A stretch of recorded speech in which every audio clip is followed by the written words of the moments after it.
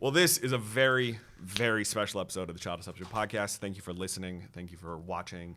My name is Ross Cochran. I have the privilege of hosting this, and I'm joined by Chuck Peters, the director of Lifeway Kids. Chuck, thank you for doing this. We're at the Child Discipleship Forum when we're having this conversation, so thanks for hanging out with me, man. Yeah, Ross, it's great to be here. I'm glad to spend some time with you. So we just met, and one of the things that's so clear to me, and I love leaders like you, because as someone who joined this conversation as an adult, I would expect a level of sort of jadedness almost, a level of, man, like, I know how this works.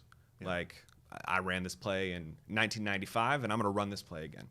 And one of the things that's so clear about you is you wake up every day passionate about child discipleship. And I'm curious for you, where do you feel like that assignment became clear for you with God? When did you feel like, you know what, child discipleship, you've been involved in Lifeway for a long time, but like, where did child discipleship become like, this is the thing that gets me out of bed? Yeah, well, so I started off as a young person who wanted to make media. Okay. So my background is in television and video production, radio, things like that. I wanted to be NBC New York guy. Sure. Simultaneously, I felt a deep calling to serve God. And so most of I went to Bible college and I went to and studied communications. Okay. And so I had these two tracks in my life that at the time in the 90s didn't overlap. They didn't cross. And so I had to run parallel ministry, working with students and kids, and media, second job, side hustle. Which one was the side hustle? You have to decide, right? Because there were two separate things. Yeah, side hustle before it was cool. Before it wasn't a thing. Yeah, right. We're in Nashville, right? It's like country before country was cool or whatever. I don't even know what that is because I'm neither. But at some point in time, I was trusting that God would give me the opportunity to make media for ministry. Yeah. And that happened, in 2008. So I'm going back a lot of years ago, where I left a really lucrative, really good job in the secular media world to take a huge pay cut and move to Nashville to produce media and lead media production for a tiny little company that made media-driven kids curriculum. It was called Kidmo. And so I came here to do that. Here, we're sitting in Nashville right now, right? So I moved here to do that. And it was at that point in time that there was just a major change in my awareness, not just of the need for ministry and a calling to ministry, but specifically to see the need and the opportunity to reach kids. Yeah. And to use comedy and humor and media and energy and excitement to draw kids to Jesus. And it was like this perfect storm, perfect combination that I was always waiting for. So one of the things that I think is helpful for people too is, you know, when we talk about child discipleship, we talk about it in this sort of 3B discipleship pathway, right? And we use that simply to provide handles around it, right? Belong, believe, become. There you go. I know Look it at well. you. It's a beautiful construct, and I love how that's unpacked and resilient. Great book. Yeah. Thank you. You've been doing your homework. I appreciate that. But I'm curious for you, what is your perspective on that? Not on 3B specifically, but what is the Chuck Peters perspective on child discipleship? Because I think it's helpful for people to hear the sort of 50,000 foot version of that so that they can find what resonates with them. Yeah, well, that word discipleship is one that, although it's not a new word, I think its application in the kid space is still relatively new, and it's timely, right? We need to be having this conversation. The old conversation, the old language of Sunday school brings to mind a different posture, a different engagement. Now, there's nothing wrong with Sunday school. God has used Sunday school in amazing ways to bring kids into his kingdom, to educate them in his word. But the model of school is very different than the model of discipleship. And we are called not to make pupils or not to make graduates, right? Not to give degrees in Bible knowledge, but to make disciples who love and follow Jesus. That picture of discipleship is something that I have just been living in recently. Yeah. It's heavy on my heart that we are to disciple kids. That mission of making disciples is our mission today. The Great Commission is still our mission, and it needs to be in kids ministry. That brings to mind something very different for me. So if we focus on Bible facts, a lot of ministries focus on what you know. We need to teach kids. That's a different approach, right? And what that can lead to at an extreme, if we focus on learning Bible facts, we can fill heads but never reach hearts. And that can actually become a barrier to knowing and trusting Jesus, because ministry boils down to intellectualism. On the other side, if we make it all about what we do, how we behave, and we focus on behavior modification, the do's and don'ts of the Bible, that becomes legalism at an extreme. And so somewhere in between, we can reach the head or teach the head. We can try to control the hands. We want kids to do or not do certain things. But if we miss the heart, we lose the soul. We lose the child. They won't stay in the faith. And I think the biggest fear that we have as ministers to kids and as parents is that a child would someday walk away from the faith and from the Lord. And so if what we're doing isn't working, at least not at the scale we want it to, we need to do something different. Yeah. And so I think that comes back to discipleship. And how do we define it? And so discipleship is more than teaching. Teaching is part of it, yes. Discipleship is more than assent to a philosophy or to a framework, a construct of some kind, or belief system. It's more than that. What is it? Discipleship is more like mentoring. It's more like apprenticeship. Yeah. It's walking together and talking together. And I think that's seen so clearly in the first century rabbi. Who's got his Talmud, or the Talmudim, the plural of a disciple. They were said to be covered in the dust of the rabbi. He's walking down these dirty, dusty first century roads and kicking up dirt, and his disciples are all following so closely behind that they're just dirty because they've been in his presence. Yeah. And then I look at 1 Corinthians 11:1, where Paul says, okay, he summarizes, I think, what it means to be a discipler and a disciple. He says, imitate me, therefore, as I imitate Christ. Yeah. And so this is the picture of discipleship. Yeah. I'm following Jesus so close that I'm covered in his dust, and you're following me so close that his dust is coming off of me and onto you. Yeah. That's not a Bible study. That's a lifestyle. Ooh. And what stands out to me, I think about things like, when you ask a kid after their experience in church, did you have fun? Or if your children's ministry, the object is to make your youth pastor seem as cool as possible, right? There's a distance there. Yeah. There is no dust being collected on those kids from the youth pastor. That is such an entirely different vision, and the aim, the goal of that being, that's such a beautiful picture of being so close to Christ that the dust is going off of him onto the leader, onto the kids. And I'm curious, you can't disciple from a distance. Yeah. Right. So that the very definition of discipleship is walking together. Yeah. And so Deuteronomy 6, the Shema. Yeah. Right. These things are to be on our hearts. We are to love the Lord your God with all your heart, and then impress them on your children. How? As you go, as you walk, as you sit, when you lie down, when you rise up. There is an assumption that there is walking together. But it's not just walking together. There's also talking together as we're walking together. And so much of discipleship is the teachable moment in the moment. Yeah. So I want to be careful with this question because I think it's relevant, but it's also very much an opinion, which is when people get off track, and we all get off track, obviously. We all fall short. But I think what has struck me lately is that we fall into this sort of okay, we got to pursue sort of church growth. We got to pursue bigger is better, or entertainment or flashy kind of things. Yeah. What do you feel like is the more counter discipleship forces that are weighing on people on a kind of a macro level right now? Yeah. Well, I think part of it is most of us, and dare I say all of us, anyone who is in ministry started out of a passion for doing ministry. Sure.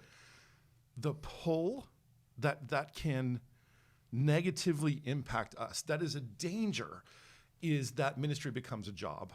And when it becomes our job and it becomes our livelihood, it becomes driven by routines and schedules and requirements and demands and metrics and measures and growth and expectations, none of that is being covered in the dust of Jesus.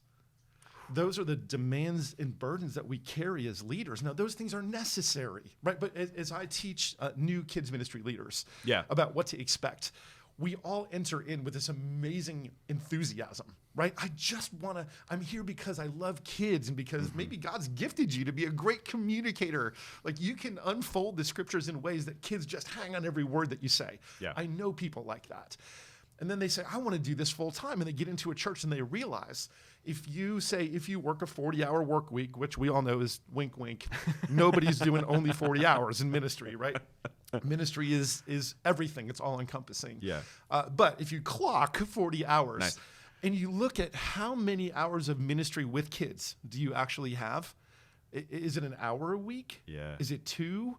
Let's say it's 4. Maybe you've got a couple services on Sunday and then a midweek or a Sunday night. Maybe 4 hours of ministry.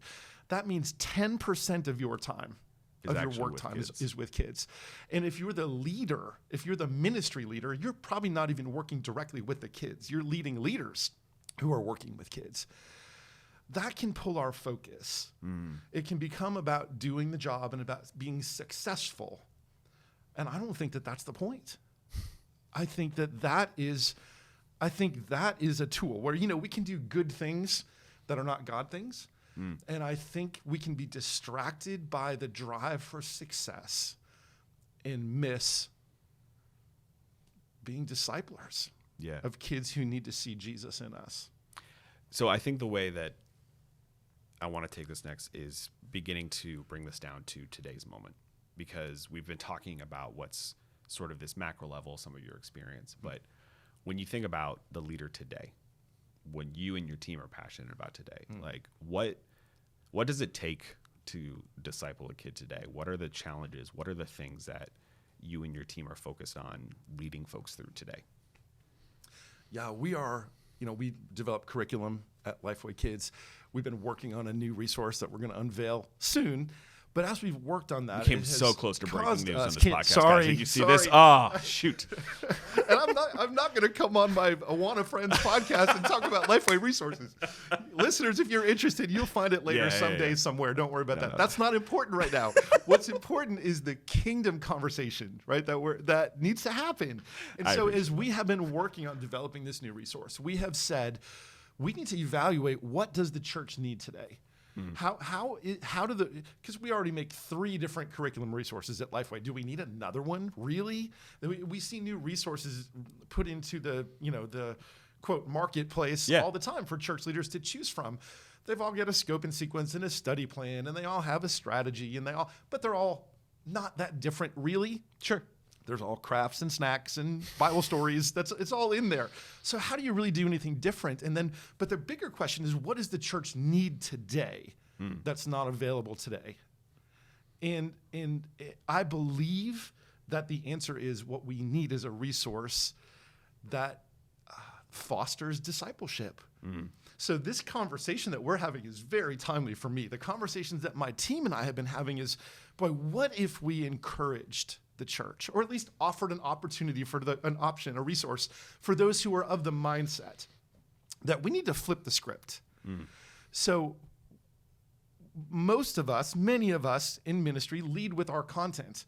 And our content is king. We must teach the word of God. We want to celebrate and elevate scripture. We want to point to Jesus. Jesus should never be hard to find in your kids ministry resource, right? If you have to add Jesus, something is wrong. He should be prevalent and evident in everything. So those are standards that we are never going to depart from, that values that we share very closely, our organizations. Yeah. But what's missing is people now don't know how to relate. We've been through a couple of years of lockdown and isolation. We know that the current generation of kids is the loneliest and most isolated generation that we've ever had. We're more connected through social media in virtual ways, but we have fewer and fewer quality relationships IRL. in real life, right? Nice. They're not there. Yeah. Ministry, we already said, you can't disciple from a distance. We have to get dirty. We've got to be dusty, and that dust has to come off onto somebody. That means proximity. So although we can have, and I'm a big fan of media, although we can have virtual resources, ministry can never be virtual. Ministry has always got to be personal. And so what churches need now, more than anything, is direction on how to build relationships. How do we, people my generation, Generation X, or millennials, now down to Gen Y, Z, elemental P, how do we connect across these generational lines in ways that are meaningful? Yeah. Right? Because the three measures that I would say are what we need to accomplish are TRI, trust, respect, and influence. Okay. And so we want to, as church leaders, assume that we have influence because you walk into the church and I'm the teacher. You're going to listen to me. We can't assume that kids want to listen. Yeah. We can't assume that kids want to be there. Maybe somebody brought them. Maybe somebody drugged them. Maybe somebody bribed them. We've got kids every week who don't want to be there. Mm-hmm. If we assume that they are there to learn and listen, that's the wrong assumption. Yeah. Right? So we need to meet them at a different place. And what I think we need to do, Ross, is we need to connect with them relationally. Every kid needs to be seen and known and valued in our church. So we need to train our leaders not just how to teach a Bible story, right? A lot of us are mourning the loss of some of our longtime teachers, our legacy teachers after COVID. We've had some older folks who have been faithful for years and wonderful teachers. Who their strength is that they're a master teacher. They can teach. Now, we have a bit of maybe a shortage of those teachers in the new pool of volunteers that we're trying to recruit. But maybe, just maybe, what we need to be recruiting for today is a little bit different. Now, what happened in the old school, right, with those teachers, I had a teacher, Mrs. Myers, when I was a kid. And Mrs. Myers, she was a teacher. She was a literal teacher who became a Sunday school teacher. But here's what happened with her. She came to ministry as a teacher, but she cared about me. Yeah. And I knew that she knew my name and my needs and my stories and my dreams. She knew my family. She knew my situation. She knew what my interests were. Nobody taught her that, other than maybe the Lord, but although she approached ministry from a teaching starting point, she reached relationally. So today, I think what we need to do is teach people how to reach first.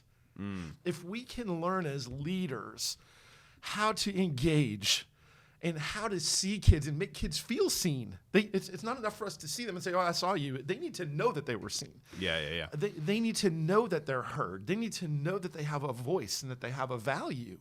That doesn't happen accidentally. Maybe it did with Mrs. Myers, but that wasn't the starting point. That was a trickle down. Now, when we start with a starting point of relationship and we build trust and respect, those things take time, especially with kids today. It takes time for me to know if I'm going to trust you. And if I only see a leader once a quarter, there's no relationship that's built there. This requires a different ask of our volunteer base. Yeah. I think what we need to be asking for commitment. We need to be asking for them to make connection. We need them to be consistent. We need the same people each week, at least for a season. The rotation of every week there's a different leader, I believe, is a miss. Yeah. Because what it does is it undermines our ability to disciple. Yeah. Right? They need to see the same faces in the same places, and we need to have connections that grow over time. Then after we know them and they know us, eyes, ears, hearts, and minds are open, and barriers come down, and now they can hear what we have to say, and now they care what we have to say. You know that old saying, nobody cares what you know until they know that you care. Yeah. It's trite, but it's true. Yes. It's true. And so we need to reach this generation first with them knowing that we care. Yeah. Not that we have an agenda, not that we have a metric that we're trying to hit, but that they know that we genuinely see them and care for them. That's belong, believe, become. For sure. They need to know that they belong here. It's a safe place and they're wanted. And then over the course of time, they can come to believe? Well, man, there's so much good stuff there. Because one of my favorite things about working for a curriculum provider, right, is I get to say all the time to the Mrs. Myers of the world, right, you already know how to do the hard part, right? You already know how to disciple your kids. I can't tell you how to disciple the Timmys, the Bobbies, the Jimmys, the Susies in your classes. I want to make sure that you feel as equipped as possible to love those kids well. But I don't have to teach you how to love those kids well, because you wouldn't be listening to me talk right now if you didn't love those kids. Right. And I love that. And I love the fact, forgive me for just calling this out, but I love watching folks like you. I came to the faith as an adult. I love watching folks like you whose faces light up talking about the Mrs. Myers of the world. Because every single person who came to know the Lord, which is the majority of the church, as a child, every single person, when they talk about their Mrs. Myers, has the same reaction. And I love talking. My favorite part of my job is getting to talk to all the Mrs. Myers of the world who might not know that they're Mrs. Myers. And I want to shift there, because we're talking right now in September. And for a lot of folks, that's the sort of traditional start of the ministry year. Now, folks right now are giggling because they're like, I never stopped. What do you mean there's a start of a ministry year? Especially there used to be these lulls, these seasonal. That doesn't happen anymore. Right. Like everything in life, it's faster and it's constant. Now, what I love about this idea of flipping the script is this inherent idea that there used to be a different way. And we're sort of returning to what was perhaps a simpler way, a more getting dirtier kind of way. I think a lot about the leader right now who's hearing things like having different leaders every week is a miss. Right? And they're going, of course I want that. But I can't. Every week I'm texting folks on Saturday and I'm begging them.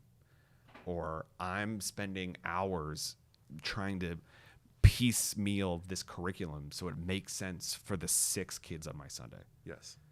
So in 2 parts, what I'm curious about is, one, how do we encourage that leader that like this is worth it, this matters because you are the Mrs. Myers, right?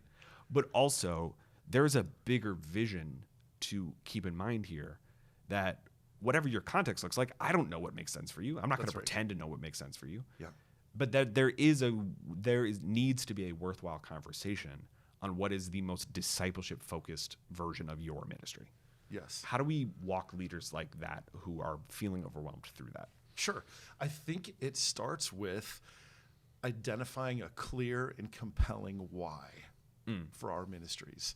Everybody can tell you, they can rattle off the who, what, where, when, and how of ministry. They know what time, what day, what resource, what curriculum, who's supposed to be in the room, maybe, right? Supposed to be, because we always get that last minute, oh no, now I got to replace them. But we know those things. Very few leaders can articulate a clear and compelling reason, a why for their ministry.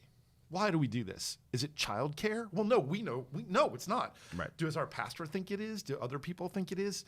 Maybe. And if that's the case, we may not be communicating a clear purpose for what we're doing. We are discipling children. Children are not the church of tomorrow. They're the church of right now. There's no junior Holy Spirit, right? Amen. They need him now. If we say, I like to say, if we recruit out of need and obligation, N-O, need obligation spells a no. We need, and we've all seen this as recruiters in the church, we just need 3 more people in the nursery, or we're going to have to shut it down, and we're not, every head is bowed, every eye is closed. I'm waiting for 3 volunteers. That need and obligation, that used to work. The older generation was more prone to feeling responsible or accountable or obligated to take things on. And so God bless the Mrs. Myers generation, because they stepped up whether they wanted to or not, because there was a need and they could meet it. The new generation doesn't operate that way. If we're still recruiting out of need and obligation, people are going to resist that. I don't want to get roped in. I don't want to do something that my time is valuable. If there's no return on my investment, why am I doing this? I'm being pulled 1,000 directions. Why add one more? We need to give them a reason that says, guys, of everything that's going on in your life, the time that you spend here investing in the life of a kid is the most important thing you could ever do. And when we can recruit with that, here's what we're doing. We want every kid, to know Jesus and show Jesus. And that's it. That's the mission. It's simple. It fits on a T-shirt, right? It can be on my email signature. It's on our wall. We can recite it in the hallway. Man, when you work in this kids ministry, we want kids to know Jesus and show Jesus. Here's where it's know him and make him known. It's very simple.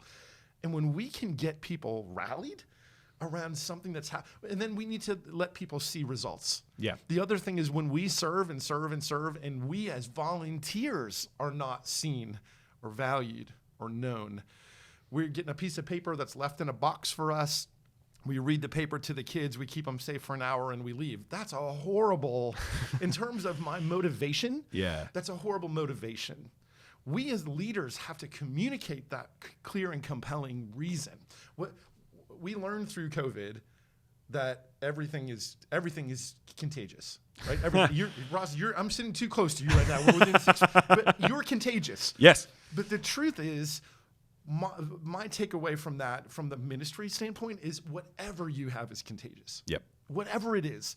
If you are downtrodden and negative and discouraged and I don't know, you're the Eeyore, everybody around you is going to be that way. Yeah. You attract people who are going to be like you. And if you are negative and not inspiring, your ministry is going to be that way. But if you can, and doesn't come natural for everybody to be the enthusiast, right? However, if people can see your heart, your passion is contagious. We need to let people see our passion. And so, again, if we're doing this as a job where we need to fill slots, and that's my motivation, is fill a slot, that's very hard to get people, but that need an obligation approach. But when we can recruit someone and sit down and say, let me tell you about what we're doing and why this is so important, the most important thing happening in the church. And then we can talk about your gifts and an exciting experience that we're creating and a satisfaction that comes from that. You get YES. Your gifts and exciting experience and the success and satisfaction you'll feel. It's how we recruit, and it's who we recruit. When we recruit right up front and we say, here's what we want to do, we're trying to build relationships with kids. And a lot of people don't feel qualified to teach the Bible. I don't know enough, or I couldn't do that like Mrs. Myers could teach. And we can say, you know what, I can help you with teaching. Yeah. We can help with teaching. Now there's so many resources that do a lot of the heavy lifting of teaching with video, or they make it very easy. If you use any reputable curriculum, makes the teaching part easy. What they can't do for us is own the relationship, and that's the difference. Amen. Your time is very valuable, and I want to land the plane here with one thing, which is you wound up bringing literally your notebook, and I think this is so funny for people who are watching, which is just that like you're an incredibly authentic leader in that we started this talking about the fact that, and it could just be my own adult cynicism, but what I love about working in children's ministry is it's this part of the church that I think has not lost the joy of the people that we serve in kids. Because so many of the children's ministry folks who have been connected for longer than, I think you said 2008, so longer than 10 years, remember that ultimately we work with kids, right? And it's a great time. And when you talk to folks who work with adults, it's a lot of like, it's a lot of that downtrodden stuff you're talking about. But for folks who are watching, for folks who are listening to us, I'm curious, what are some other things that are from this, like that are sort of top of mind for you? Like what can we leave folks with that are sort of bouncing around? All right, well, let me close the loop on the flip the script. Yes. So flip the script is the idea we want to turn. Again, content is extremely important. What we teach matters. James 3:1, right, says, let not many become teachers, because as such, you'll incur stricter judgment. Clearly, what we teach matters. So I am not saying what we teach doesn't matter. But what I'm saying is how we reach really matters. And so it's who's teaching and who's leading is so important to get those right people. That word, when we say flip the script, flip is an acronym in my head. Okay. So as my team has developed this concept of flipping the script, The acronym FLIP represents 4 key relationships. As we talk about discipleship, it's always in the context of relationship. There are 4 big connections that I think every kid needs to have at church. So I want to hit those for you. The first one, the F, is friends. Every kid needs to find a friend. And so we need to build ministries that have a focus to foster friendships. When we meet in rows, and the focus of the ministry is sit still, face forward, be quiet, how can a friendship develop? That's the classroom, the school model. Circles are better than rows. And so as we sit around and we play together and we interact together, we need to build opportunity into our ministry time for kids to make a friend. We as the adult need to help them do that, because kids don't automatically just know stuff about each other. Hey, did you know that she plays soccer too? You guys... Now we can make connections. So especially for today's kids who absolutely. Yeah. Some of them have had a couple years now of missing human interaction, which we started off by saying that's the key to the whole thing is relationships in real life. So every kid needs to find a friend, at least one, at church. They also need to have one leader, that's the L, at least one leader who knows their name and their need, who misses them when they're gone, who notices them when they're back. We know attendance is irregular, right? Or regular attendance is irregular, right? Nice. Because we know it's every couple of weeks we might see a kid, and we might not see them every other week. They need a leader who knows their name and who looks them in the eye and says, "Oh, I missed you. It's so good to see you back. Come on, let's come over here and let's color. What have you been up to?" Take an interest in their life. That's the Mrs. Myers, a friend, a leader. The I is influencers. Every adult in church, every leader in your ministry is an influencer. The person who greets them at the door, the worship leader, the kid up front, the teenager up front doing hand motions. My daughter is a kids ministry leader at her church. And when my 16-year-old son volunteers in her ministry, all he has to do is show up. And those younger kids want to be like Tyson. Sure. Like, wow, he's using his Bible. I'm going to get mine. Everybody is an influencer. But we need to encourage people to be aware that kids watch you. You are an influencer to them. And then the P is pastors. Kids ministries and the main ministry of the church are sometimes in separate buildings. They're different wings. They're down the hall. Maybe it's to keep the noise out of the sanctuary. I don't know. But we need to make efforts for kids to know that their pastors are people, that the pastor is their pastor too. It's not hard to do, but we as kids leaders need to invite the pastor to come in and give out high fives when kids are coming to VBS. Yep. Just be there to share, 3 fun things that you didn't know. My favorite cereal, I have a dog, and whatever else. And it doesn't even need to be teaching. Yeah. Just for kids to know that the pastor is a person, not a persona on a platform. They need to be real. And so friends, leaders, influencers, pastors, these are all opportunities to engage kids in relationship. And the more points of connection that a kid has in the church, the more likely they are to stick. If they've only got one point of contact, that's a weak and loose connection. So we want to build flip relationships. So flip is on my mind. Chuck, thanks for doing this, man. It has been a pleasure to get to know you. I am so encouraged to know. I'll close with this, which is just my family and I right now are in a season of church hopping. And when you were sharing that, I was thinking about this experience I had with my daughter, which is we went to this church and it was a really positive experience. Yeah.